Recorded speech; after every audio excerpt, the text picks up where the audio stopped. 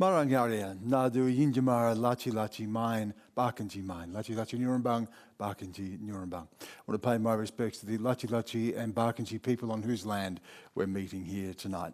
Well, we're live in Mildura in Victoria's northwest. 40 years ago, iconic singer John Williamson wrote Hey True Blue. So where is the Australian spirit today when regional towns like this struggle with not enough doctors, little mental health support, and fish keep dying in their rivers? On the panel, CEO of Mallee District Aboriginal Services, Darlene Thomas. Legendary singer-songwriter John Williamson, who will perform for us a little later in the program. Independent member for Kennedy, Bob Catter. Assistant Minister for Rural and Regional Health, Emma McBride.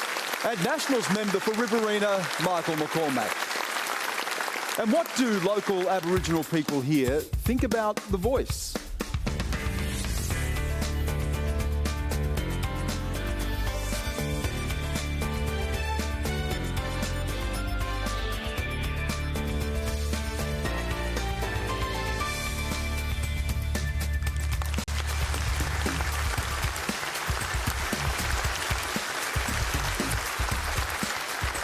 A very warm Mildura welcome. I'm Stan Grant. It's terrific to be with you live from the Mildura Arts Centre. We have around 400 people here with us tonight, and we've been inundated with your questions, especially about health services, which has been in the news just today. And remember, you can live stream us around the country on iView and all the socials. Quanda is the hashtag, so please get involved. Let's get the conversation started tonight. Here's Julie Waters. Hi. Mildura's medical and health services are beyond breaking point and proves that the statement health by postcode or out of sight of mind. I ask Emma McBride, the Assistant Minister for Rural and Regional Health, why are we treated as second-rate citizens when our region contributes tenfold to the economy of Victoria and Australia? Julie, thank you so much for your question. And it's something that I hear, that I heard in Mildura today and that I've heard in my role right around Australia, whether it's Launceston in Tasmania, Gordon Vale, where I was with Bob just last week in far north Queensland, that in Australia today, the further you live outside of a major city, the worse your health outcomes are likely to be. We saw a recent report from the Royal Flying Doctors where for a woman living in a major city, their life expectancy is 19 years longer than their counterpart living in the most rural parts of Australia. But you know these problems, you see them and live them in your community. And it's something... The question was, what are you going to do about it? And as a pharmacist myself who worked in a regional hospital for nearly 10 years, was one of the main reasons that I put up my hand to run for Parliament.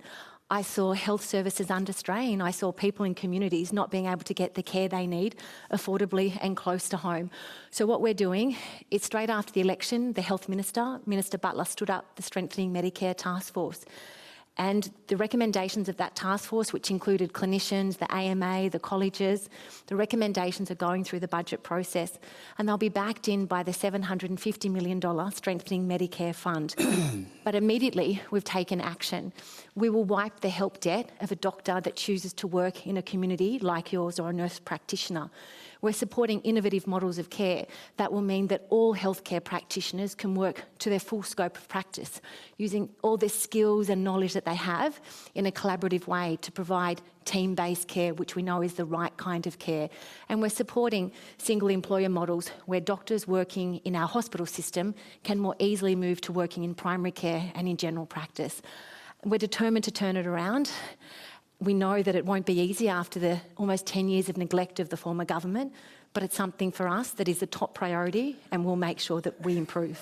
Michael's desperate to come in as soon as he heard the 10-year reference, the former government. But what happened? If we have Julie here saying that it's healthcare by postcode and you were in for that length of time, why didn't things change?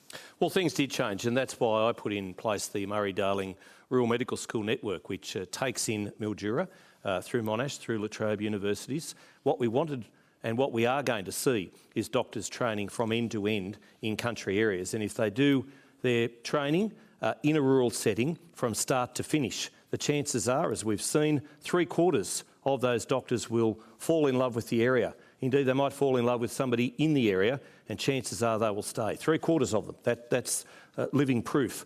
And what we don't want to see is people in a rural setting, when in pain, catching the plane to the nearest metropolitan centre. We want to see GPs practising here. Now, that's not going to be an overnight solution, but it's a good start on the way, the Murray-Darling Medical School Network, $95.4 million that I was able to achieve the very week I became Deputy Prime Minister back in 2018. But there's more work to do. Emma has identified some solutions, and look, anything that the government can bring forward, we would support that. But of course, Medicare provider numbers also is something that I know Anne Webster has been working on. She had a regional health summit here in Mildura just a few weeks ago, and the solutions and the outcomes and the evidence that was brought forward at that, she's working on to present a better future.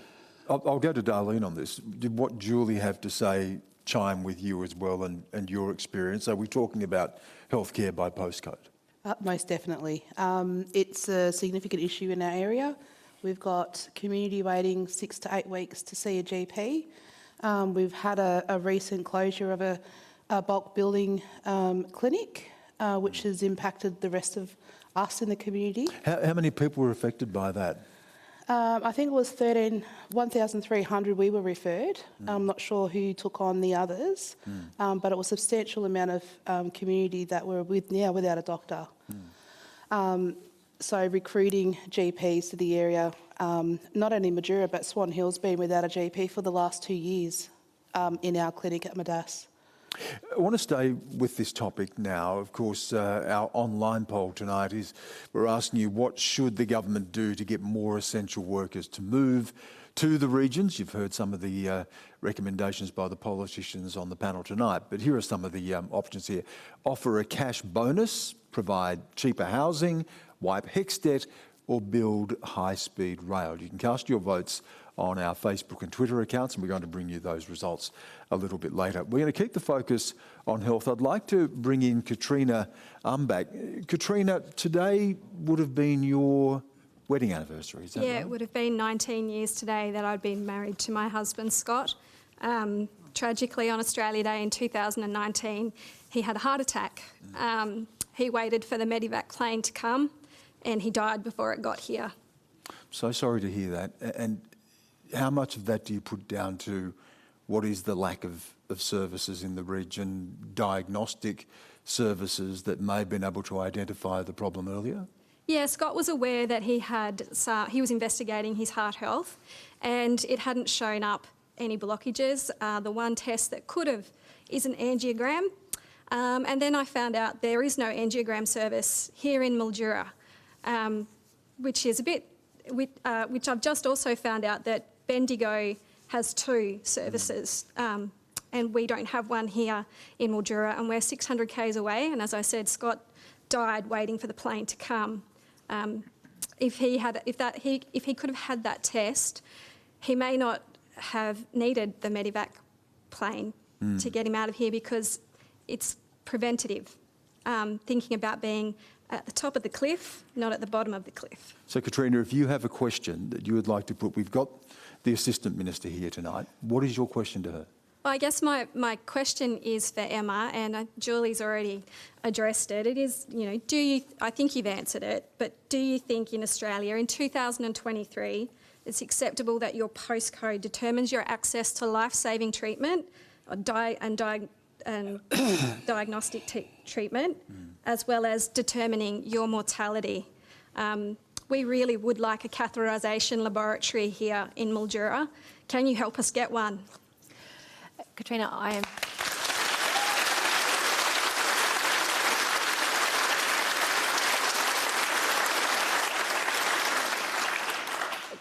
offer my deepest condolences to you on the tragic loss of your husband, Scott. I am just so sorry that this has happened to you and to Scott, and to everyone who loves Scott. These are the type of tragedies that are happening too often in regional and remote Australia.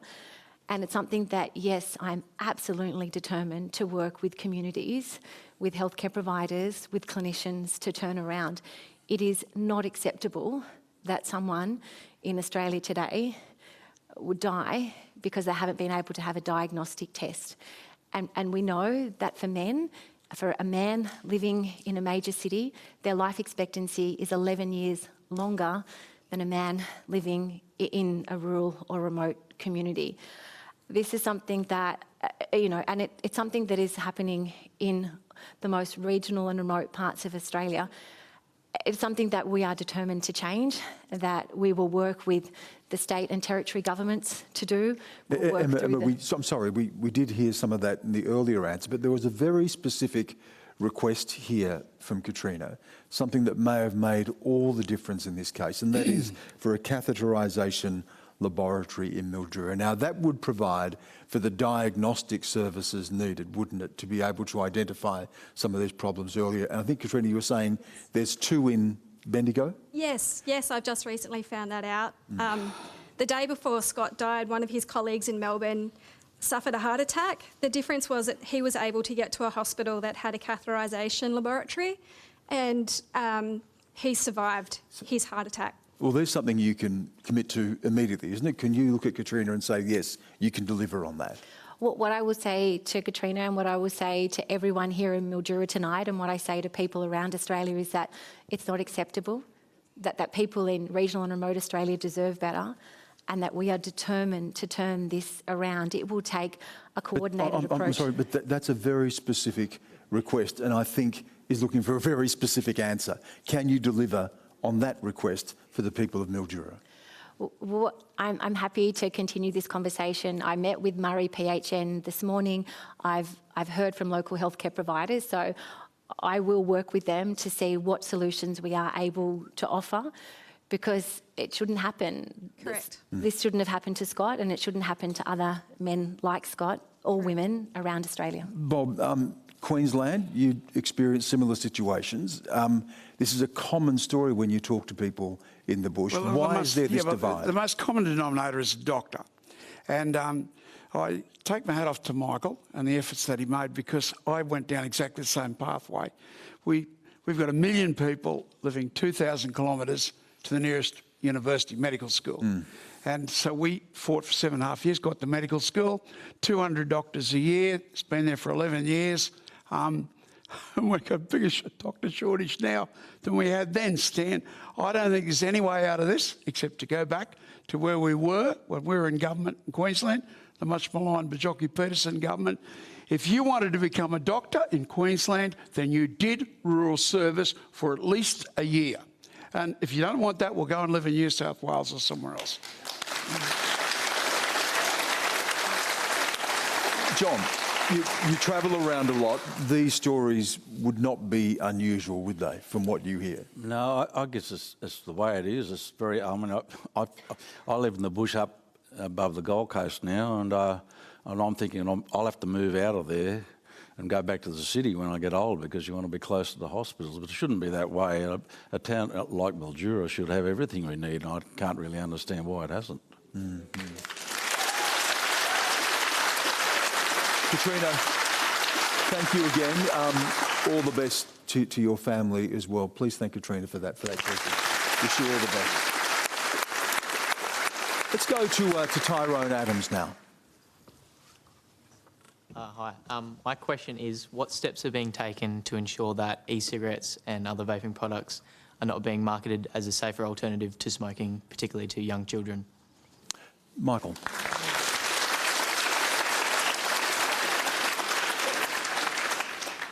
I don't want to see any young person taking up smoking in any form, whether it's vaping, whether it's smoking.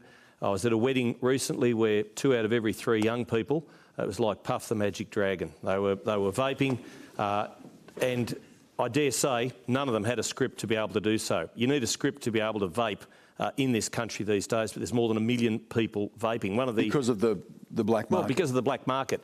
The difficulty is the genie's out of the bottle, and putting that genie back is almost impossible. Now, I don't want to see young people vaping. I saw the health effects that my father suffered and subsequently died from smoking.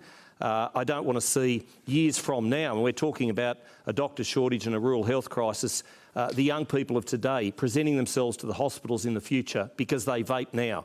And you only have to ask any school teacher to understand the problem of vaping. That's why I think if we are going to go down this path of regulating it, we manufacture the vapes in Australia so we don't get any of the nasties that we don't know about coming in from overseas. We stop that black market and we regulate it in a proper sense so that we're not encouraging young people looking at magic peach and passion fruit or whatever the other flavours are. They just don't know what they're actually inhaling. So how are you comfortable then with accepting donations from big tobacco, because the National Party does? They do. They do. And so you said your father's experience. You talked about people going into hospital with these illnesses. Cigarette smoking it's a legal entity in Australia, and we won't even start where Labor's accepting their donations. But you can say no to donations, because we are talking to you about people getting addicted to nicotine. You can say no to those donations. Well, I can't as one person stand, but the party could at an administrative level. But it's a legal product, smoking, and whilst it's a legal product, we won't even start where Labor's getting their donations from. But you're not happy accepting those donations from? Well, I'm not happy with the number of young people vaping. I'm not happy with the million or more Australians vaping. But it's a fact. We must address it. And I can see the only way forward to address it is to make sure that we regulate it in some way so that we actually have the manufacturing here in Australia, so that we're not getting those nasties from the vapes that are obviously coming in. There's one regional health network which has already confiscated in New South Wales thousands upon thousands of vapes, but they can't actually put them into landfill because of the battery and the nasties inside them. So if it's bad for the environment, goodness knows what's doing to people's young lungs. I just need to persist with this, because not only does the party accept donations from big tobacco, but you were among a group of national MPs who met with big tobacco before you came out with the National Party's position on vaping. Well, I wasn't per se, but they were in the room, yes. They were.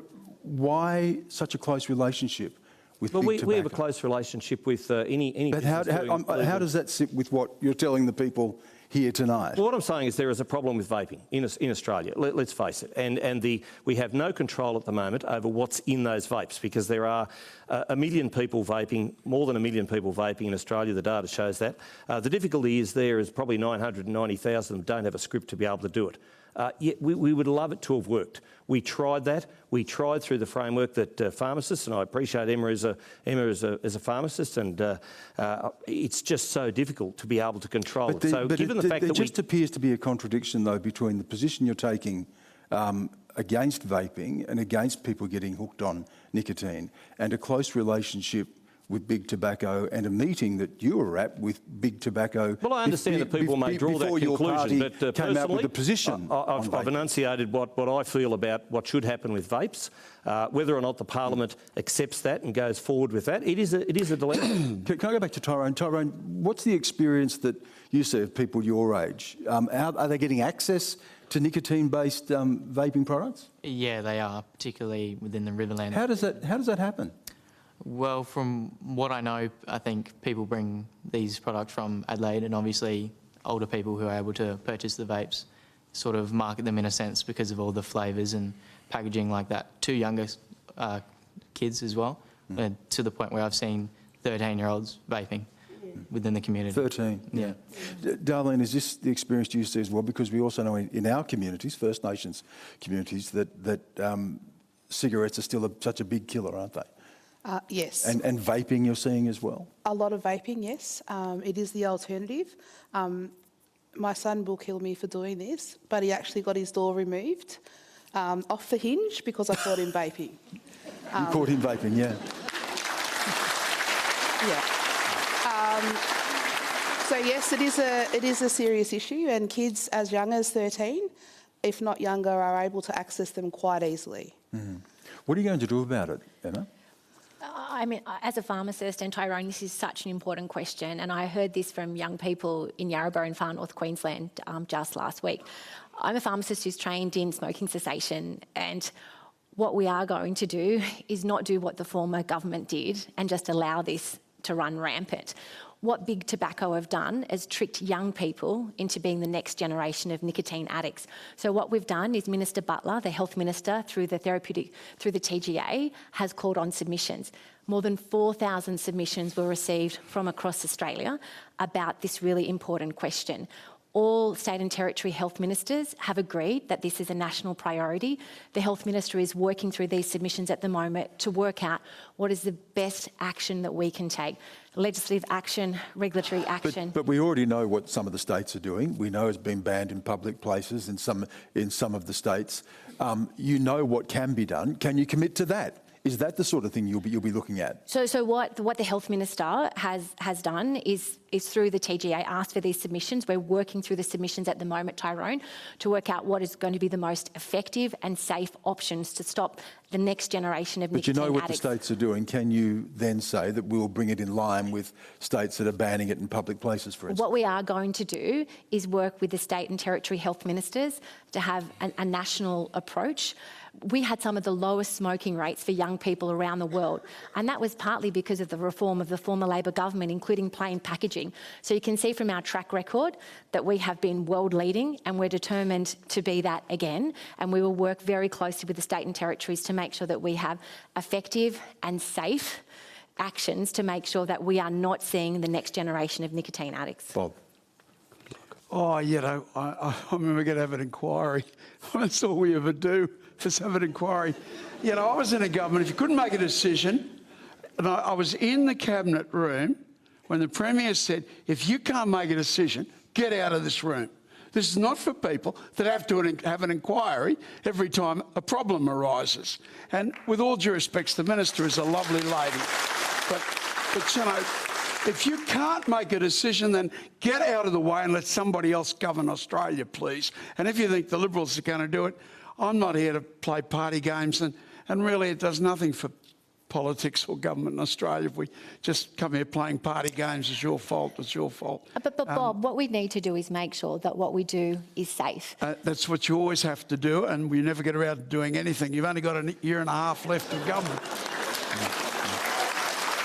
What should be done? What should be done? Oh, look, you know, I have a reluctance to just pass legislation every 10 minutes banning everything. In Queensland, we live in the most restrictive society on earth, and I don't say that lightly. I don't say that lightly. The most restrictive. Every time we have a problem, we go out and pass legislation, start throwing people in jail or punishing them. And I just, you know, I crave for a freer society, a lot more freedom. And as far as this goes, if it's wrong and it's bad, then you ban it, right? If it's not, then, you know, you've got no right to start curtailing people's freedoms. And I don't know enough about the subject to pass judgment as to whether it's bad and should be banned. John. Or maybe, I mean, I didn't realise how bad it was, to be quite honest. But if you've been to Japan, you know, there's smoking rooms there. People aren't allowed to smoke outside rooms, and so they all choke themselves to death in one little room. And there are cigarette police. You can pull out a cigarette in the street and a bloke with a white cap will come out with his ashtray. And not that I'm smoking, but I've seen them do it. So, you know, maybe they had the right idea, you know, because obviously these tobacco companies are killing our kids, you know. Well, if you're just joining us, you're watching Q&A live. With us is Darlene Thomas, John Williamson, Bob Catter, Emma McBride and Michael McCormack. Now we're going to go to a question that takes us a little bit back in time from Louise de Toro. My question's for John. Hi, John. You penned True Blue over 40 years ago, a very different time in Australia's history. With the state of Australia today, do you feel the song still holds the test of time? And if it had to be written today, would it still have the same message to share? Good question. Very good question. Yeah, well... Very good question.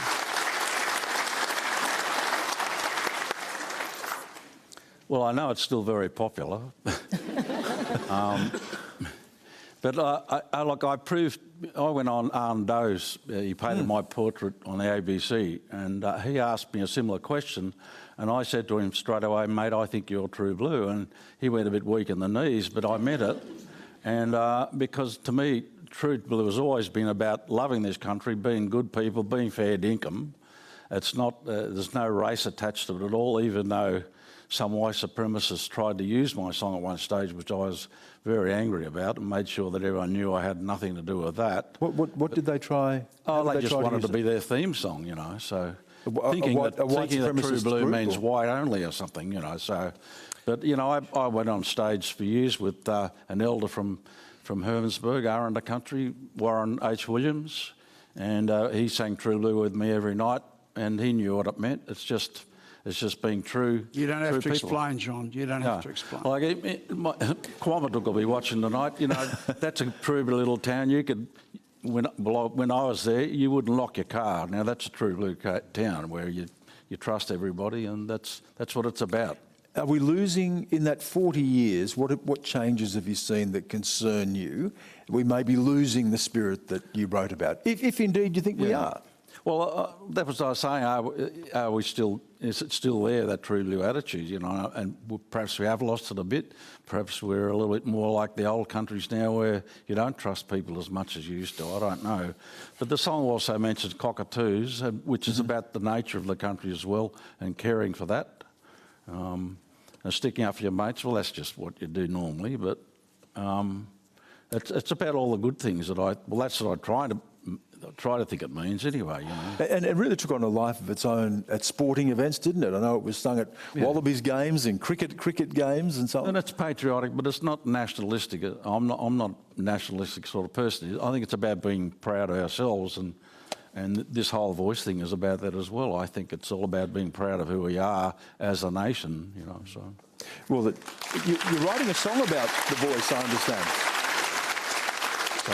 You're writing a song about the voice, I understand. No, my mate Lindsay Waddington, his studio at the Gold Coast, he's put together this. It's got a lot of Indigenous sounds, and it's quite powerful. And I put some sounds on it as well, a bit of harmonica and stuff. And he thought, "What do you reckon we should call it?" And I thought, well, maybe it'd be very topical to call it A Voice from the Heart, because it's got that feeling about it, but it's not a song, it's an instrumental. You were nodding along there, Bob, and you said there's no need to explain it. What did that song say to you? You know, why I said you don't have to explain it, if you've listened to the song, you know, and you're an Australian, you don't have to explain that. We understand it. But I wrote a best-selling book, history of just quietly. Please, I don't say that too. Copies available at the nearest Mildura news agency. Love you, Bob. I probably should have chosen a different. No, it was a best-selling book. It was a best-selling book, Bob. No, Stan, please. It's called An Incredible Race of People. And, you know, my view is that we are an incredible race of people. No one could have had a worse start than we had. Whether we were first Australians, whether we were convicts, or whether we were the gold rushers that didn't find the gold. No one could have started at a lower level than us. And where the word came from, through monumental misorganisation, I ended up with the King and Queen of Spain, who brought Spain out of the Franco era. They're very famous people. And she said, has anyone here read The Fatal Shore? And I said, I have. The Robert Hughes book about the convicts. Well, it's about our terrible convict, you know. The terrible brutality towards the convicts and their brutality towards the first Australians replying in brutality. It's dreadful, dreadful stuff. And she said, you Australians, I said, yeah, 1 in 3 of us have a first Australian or a convict in the family tree. So she said, you Australians have descended from all of that. With respect, Majesty, we are descended from all of that. And she said, what an incredible race of people you are. And that was a good call. And you hear that in his songs all the time. Well, we're talking about the voice. We're going to hear now from Rebecca Miller. Rebecca. This is a question for Darlene. I believe the voice to Parliament to be a critical step in moving forward for reconciliation, both practical and symbolic, in Australia. If achieved, do you believe the voice will be able to make a practical difference for the many Indigenous people living in our region? And is there a unified front in terms of local Indigenous support for the voice? Thank you for that question. I think we need more information.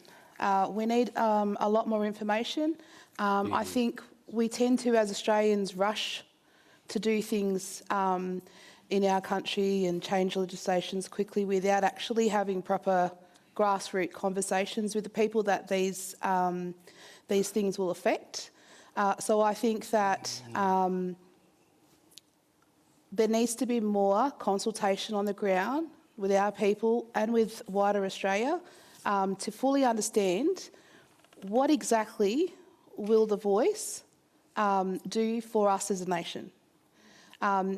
Any progress is great progress, but let's do it right this time. Let's really look at making this informed so that when people are voting, they can make a true informed decision and choice. Darlene, just listening to you there saying that there's been more consultation, does the Aboriginal community here believe that that didn't happen, that they're not aware necessarily of what the voice may mean? Well, it could have been done a lot more. If we asked some of our staff, they thought we were talking about the TV show. So that there says to me that we need to change the jargon from political jargon and put it into, country terms so that our communities really get a full understanding of the concept so we can truly make informed decisions moving forward. What does it mean to you? What's your understanding of it? It's not much. Not much. I will be honest. However, I have done a bit of research and I have my own personal opinion, but I don't want to, I can't influence my community. I need to give my community all of the facts so that they have their own voice, and that's what we're talking about, having a voice that aligns with their values and their beliefs.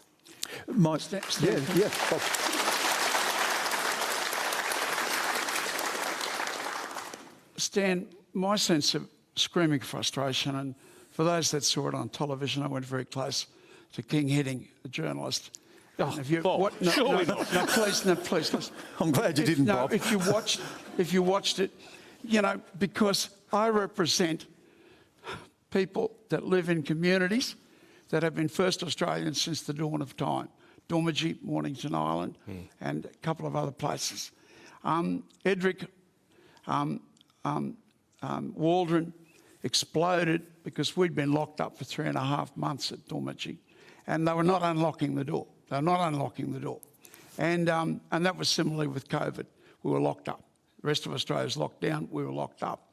And we had a huge demonstration at Yarrabah. But, we got no voice. Is Edric Waldron's voice going to be listened to? No way. And I'll tell you, Edric Waldron lives in a community where the life expectancy is 56, as is every other community in Australia. Is that something to be proud of as Australians? That your life expectancy, is they doing anything about it? They know exactly what caused it. When we lost government, 1990, we had kept the market gardens going so that the people could get fresh fruit and vegetables, as the much maligned missionaries did before us. They provided market gardens. The incoming, and I don't make a political point here because I'm sure the Liberals would have done it anyway, they abolished the market gardens. So the diabetes went straight through the roof. They know exactly what is causing it. I have pleaded again and again, and on national television, that bloke started talking about the voice when I'm talking about people's life expectancy being 56. But isn't that the argument for the voice, that it will have more input into that policy? I use the example of Edric Waldron. Have a look at one of my media platforms, the interview that he's on there having his say. And he says all the things, and I haven't got time to say them here. He said them a lot better than me. And Edric's a real fair dinkum, 100% first Australian, this bloke. And he said it with rage. But honestly, Stan, is his voice going to be listened to? So do you, no, his voice is not going to be listened to. Do you not support? Just to be clear on where you sit on the voice proposal, is it a yes or a no? No, I'm not going to be steered into those areas, right? I want the voice to be heard now, the voice of those people, and it's going to be heard because someone's going to go to the United Nations and they're going to give out the figures on the survival level of first Australians in Australia. And there's no way that we are not going to become the South Africa of this century unless something is done about it. And I've screamed and cried and howled and pleaded with media to cover it. But the voice no coverage. The voice will have nothing to do with it, Stan. Okay. Absolutely nothing to do with it. And I think it's tokenism that actually leads people. Darlene was saying that with subtlety, but I'm going to say it without subtlety. Can I just add on to that? I think what Australia needs to also start understanding is that Aboriginal and Torres Strait Islander people, we're a vast community of many different nations. So we can't continue to be painted with the same brush. So what might work in Swan Hill, let's say, won't work in Mildura. Because we have to start accepting that Alice Springs is a long way from Mildura. So very different needs. 1,758 kilometres. Yeah, Stan, I just want to... The Colonial Fantasy, one of the best books I've ever read on first Australian affairs. Sarah Madison's book. Sarah Madison's book. And, it says the white fellas are never going to get it right. And here they are again, telling us what's good for us. Okay. Telling us what's good for us. Jason Kelly's in the audience. Hi, Jason. G'day, Stan. You're a local man. What's your view on The Voice? Well, I'm also a member of the First Peoples Assembly. In Victoria. Yeah, and we got to this stage with a treaty because back in the day, the Premier asked us when the Recognised campaign was going along, and we decided that we didn't want to be tacked on to the Constitution, and that we'd been put into the Aboriginal Victorians been put into the Victorian Constitution in 2004, yet it did nothing for us in terms of closing the gap. So that's what led to the Premier of Victoria committing to the treaty process. I was also there at Yalara when the Uluru Dialogues. When the Uluru Statement was delivered. That was going to go the other way also too, to the Constitution. It was actually the grassroots. What made a difference and delivered the Uluru Statement, it was the grassroots, because that grassroots movement there, the Uluru Statement, was a rejection of the constitutional recognition. And I think it got it right with Truth, Treaty, Voice, but I think it should have been in the order of Truth, Treaty, and then Voice. Because if we're going to have a voice, that voice needs to be grassroots. And the one thing that I'm really fearful of, even as an Assembly member, going around into the community, and the community right across Australia, let alone different parts of Victoria, we feel, the message that keeps coming back to me, is that things are happening to them rather than with them or for them.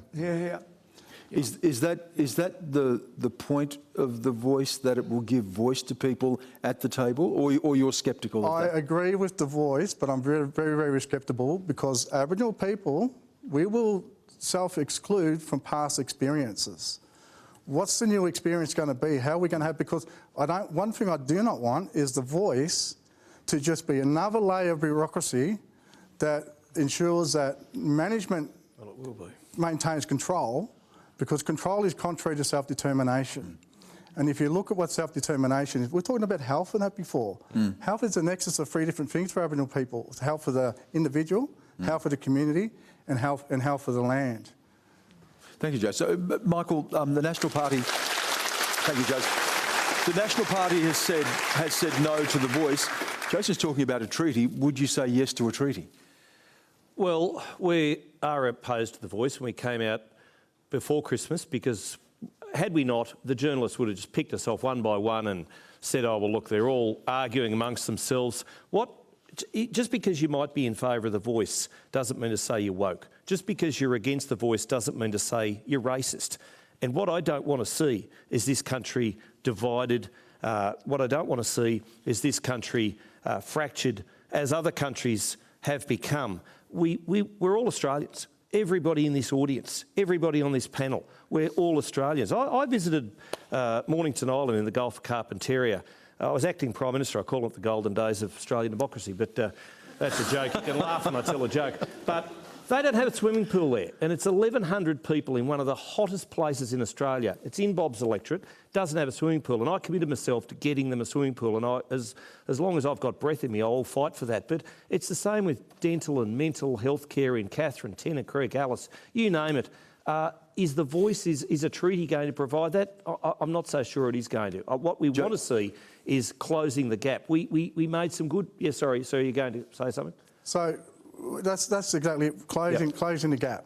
Yep. Community with Mob knows what's good for Mob. Darlene was just talking about Swan Hill will have different things that's different from Mildura, and that's true.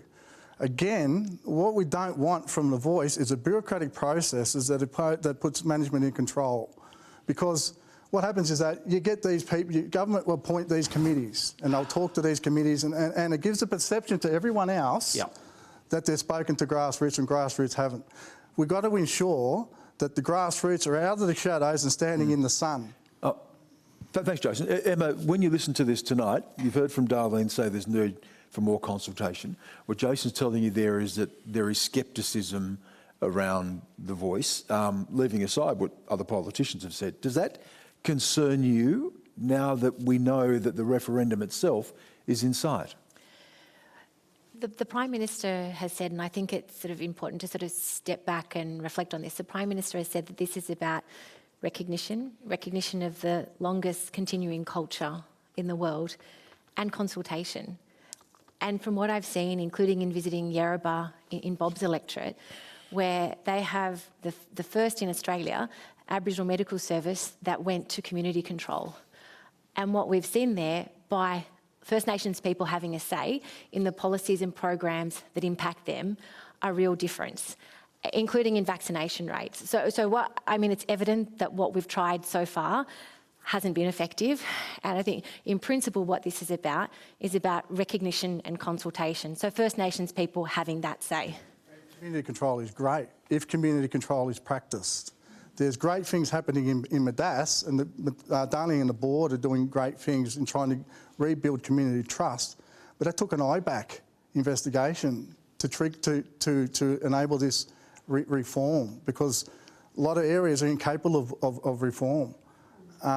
So when you're talking about community control, one thing I'd love to see as government, as the funders, is putting those protections in place as part of their funding agreements to ensure community control is actually practiced. We've got organisations that put in these, before the mid-80s, Aboriginal organisations, it was great. Everyone had a say, everyone had a role. Then the government comes in and puts these things in the mid to early 80s. If you want our funding, you've got to become incorporated. That allowed for silos of empires. Yep. Groups got control and sees of the board and bring in rules that says directors can reject eligible members without the need to provide a reason. And then the membership was controlled. And when I've gone and spoke to shadow ministers at state levels and other government, but the members can change that. The members can't if the membership is controlled and the grassroots is locked out of decision-making processes. So, and there is, if I may say, Jason, at the moment there is a parliamentary inquiry that started last week for the... Sorry. So if you want to know, the solution is put those security measures in part of your funding agreements. Before you have any of those people come back to you for your reporting and quarterly purposes with your ministers or your cabinet or whatever it is, mandate open door policy, an ongoing membership drive. Does this say, just finally to wrap this up, thanks Jason, does this say, Emma, that you've got a long way to go and yet the referendum's looming? I mean, the Prime Minister said before the election campaign that we were committed to a referendum. It's 15 years since the apology. It's more than 5 years since the Uluru Statement from the Heart. I'm listening very closely to First Nations people in my community and across Australia when I visit in the most rural and regional parts of Australia. this is a deep question that people are thinking about, and there's lots of conversations happening, and I would encourage people to think deeply about it, reflect on what it might mean to them and their community. And I understand that the referendum is going to be happening, as the Prime Minister said today, sometime, up between October and the end of the year. And I genuinely am listening to people and hearing from them, and this is all part of this consultation process for the referendum at the end of the year. Prime Minister also said there'd be, on 97 occasions, there'd be a $275 power bill cut too, but I haven't seen that. But anyway. I think what we're talking about here... Bob, I think just as a community member, what we want to see is that before you're talking to these Aboriginal committees and these government-appointed committees, how are they ensuring that before they've come to use, that they've actually provided the opportunities for community, grassroots mob to actually participate in setting policies and making decisions, so that they're actually being directed by community and they're not coming to use with the assuming that they know what's best for us. Thanks, Jason. Thank you. We could be all night with that conversation, but thank you, Jason. Thank you for the question. We're going to go now to Sue Watson. Sue? Hi, thanks for having me. With the mental health crisis, both locally and nationally, why did the government cease the extra 10 sessions under a mental health care plan? Unfortunately, 10 sessions per year is insufficient for some clients, and it also stops them utilising crisis services and emergency services.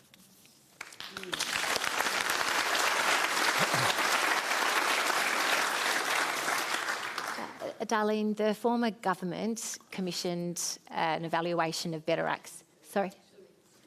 My name's Sue. Oh, sorry, Sue, my apologies. Sue, the former government had an evaluation of the program that's called Better Access. For people who aren't familiar with Better Access, it's the program where you can see your GP to get a mental health treatment plan and you're eligible for subsidised psychology sessions. The evaluation showed that although the program is called Better Access, it was leading to worse access, that people in communities like Mildura were having less access to psychologists. That all mental the health social workers and occupational therapists. In terms of who are also eligible under the Better Access program, yes. So people were having less access to psychological services. No. This is true, Michael. No. For people who are living, the people who are mostly being able to benefit from better access were wealthy people living in our major cities. That's what the evaluation by Melbourne University showed. We need more psychologists out here then. We do need more psychologists, that's true. But what we are working through is improving the equity and access of better access. By cutting it from 20 to 10. What happened with the increase in sessions is that those sessions were taken by people who were already in the system. We saw a 7% drop in new people being able to access better access. I'll ask Darlene, what impact is it having here in your community? So mental health and suicide prevention and access to services touches very close to home. Thank you for that question, Sue. And she called you Darlene because we were having conversations about that today. I'll take that. Thanks, Darlene. So, I have lost a daughter to suicide. Sorry, Darlene. And a number of my immediate family over one a year. And I'm absolutely disappointed that the access to mental health services in our area hasn't changed in almost a decade. John, again, when you travel around and you see this, and we've seen particularly with the impact before with drought, and now we've seen the impact of floods, what are you seeing in terms of mental health and stress on people on the land? Oh, well, I think the worst comes when it's really bad is when you have generations of farmers and one of them has to sell the farm and because of drought and all the rest of the things that happen. But that's farming, whether climate change is changing that or not, it probably is. But that's when suicide comes in. I think when the third generation loses the farm, and that's terrible for them. And I can understand how bad that's. I guess farmers become attached to the land like Indigenous people. It becomes part of who you are. And I haven't got really much more to say about that. Well, the difficulty too is that there's now going to be another series of buybacks, and that will lead to water being taken out of your communities, and that is going to be horrendous for Mildura, for the Mallee. And buybacks are coming, and I fought so hard. In fact, I crossed the floor on the Murray-Darling Basin plan because I didn't think it was going to be good for regional communities. But Tanya Plebisek is coming with a chequebook to a place near you. And unfortunately, when water goes out of the community, it doesn't come back. And with it goes school children and then schools and hairdressers and everybody else is affected. And that is bad, lazy Labor policy. I just want to go back to Sue. You've heard from the Minister and you raised specifically, and we heard from Darlene as well, the impact specifically of cutting those numbers of mental health visits that someone is able to have. From the answer you got tonight, does that satisfy you at all? No, because as a mental health professional working in community, in a private, and I've worked public as well, 10 sessions a year is not enough to keep the clients safe without them having to go back to other services. Sue, we'll reinstate it, Sue. We will reinstate it. I'd love you to, thank you. So, Sue, like you, I was a mental health worker. I worked in acute adult inpatient units for most of my working life.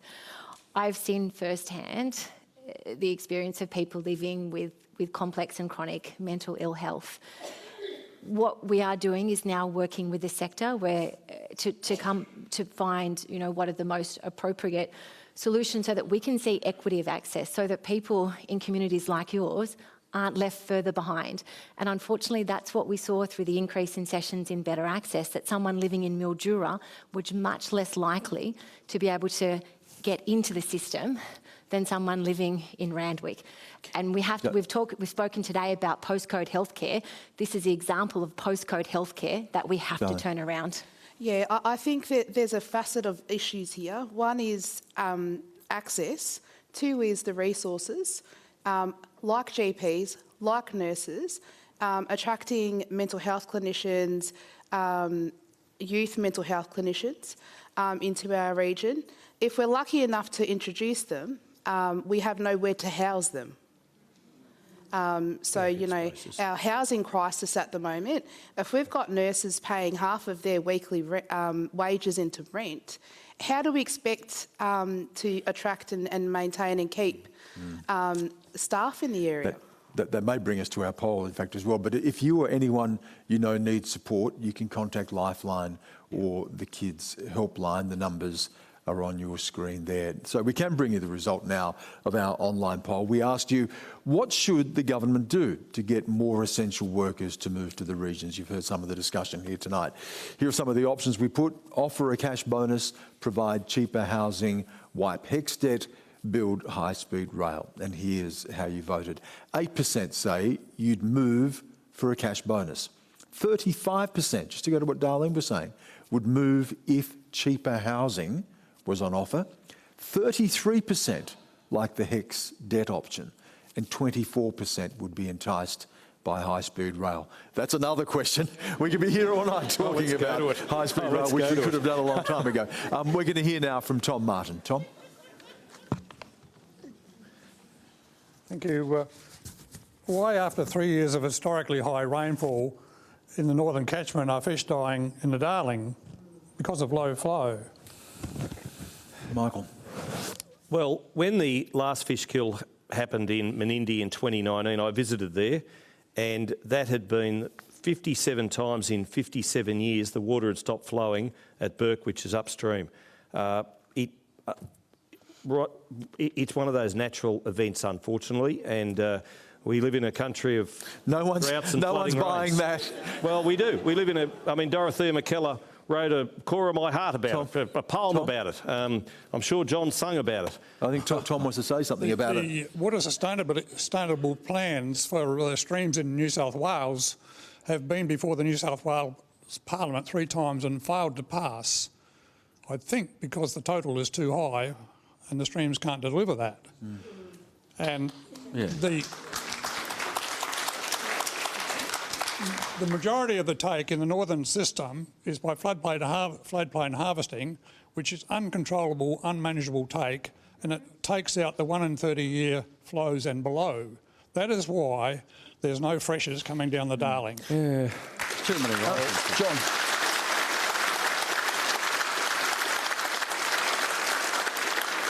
Well, it's an absolute shame that so many licences were issued so long ago, and I guess no government's ever had the guts to do anything about that and take some of these licences back. But there's just too many damn licences. The rivers can't handle it, and there was no thought for the towns or for the people that use the water naturally.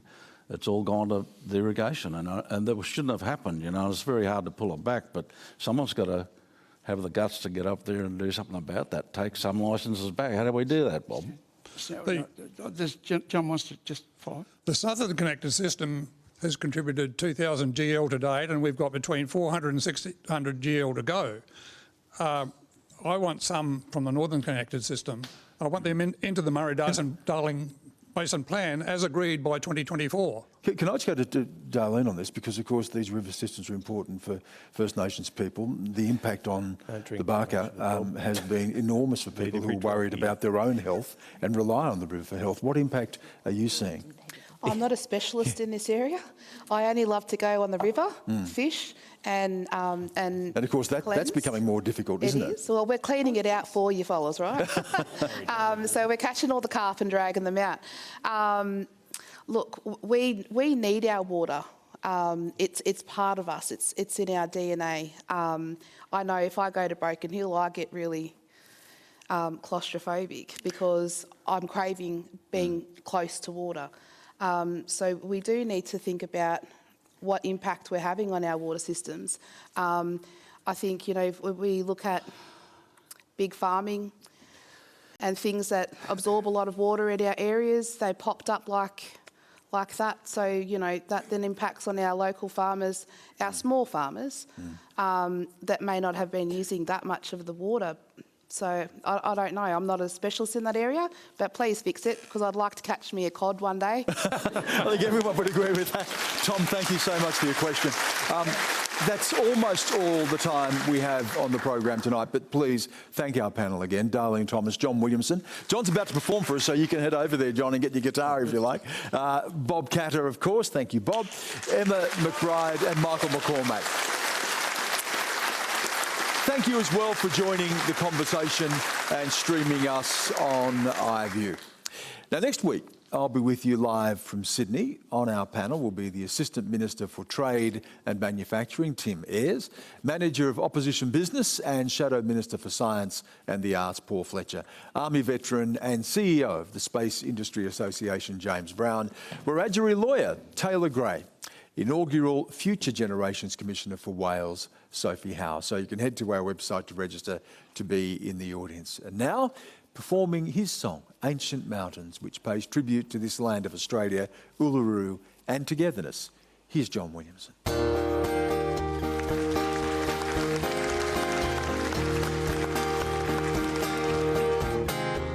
Where ancient mountains are whittled down, millions of years to a little mound, where giant feet are fossil found. I see spinifex surfing on a dune. The rock is redder in the afternoon. Tourists clicking madly soon. Where spring will come with any rain, a chance to flower and seed again. Forever garden, rise and plain, the dangers of the wild remain.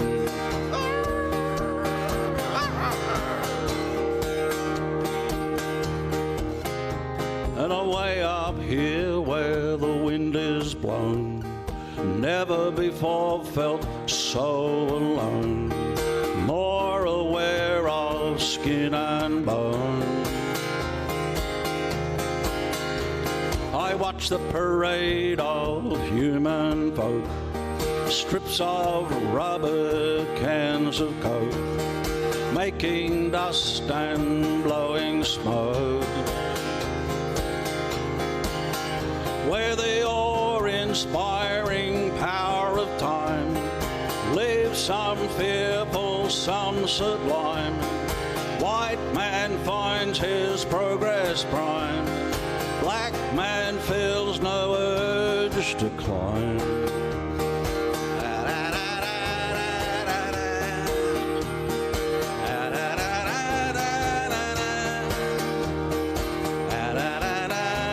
Now I believe we all are one, features and creatures in the sun, breathing the air we all belong. I have a dream I can't explain, wattle soldiers making claim, and paradise returns again, where the awe-inspiring power of time leaves some fearful, some sublime. White man finds his progress prime.